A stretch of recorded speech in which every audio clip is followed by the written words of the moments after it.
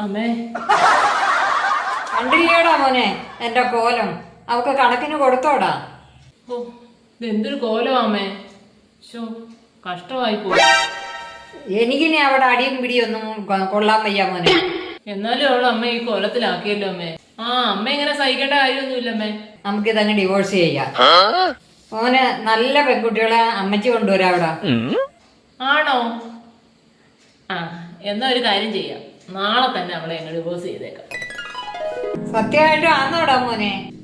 സത്യം. എന്നാ നീ രക്ഷപ്പെട്ടടാ മോനെ. പക്ഷേ ഒരു കുഴപ്പമുണ്ടമ്മേ. അതെന്തുവാ മോനെ? എന്താന്ന് വെച്ചാലേ, അവൾ ഇവിടെ കയറി വന്നപ്പോഴേ പിടിപ്പത് സ്വർണവും പണവും ഒക്കെ ആയിട്ടാ വന്നത്. അതിപ്പോ കുറെ സ്വർണമൊക്കെ അമ്മയുടെ കയ്യിൽ നിന്ന് ചെലവായിട്ടുണ്ട്, ഈ വീടിനുമൊക്കെ ചെലവായിട്ടുണ്ട്. ദിവസമാകുമ്പോൾ തിരിച്ചടയ്ക്കേണ്ടി വരും. അതിനമ്മയ്ക്ക് സമ്മതമാണെങ്കിൽ നാളെ തന്നെ ഡിവോഴ്സ്. എനിക്ക് സമ്മതം.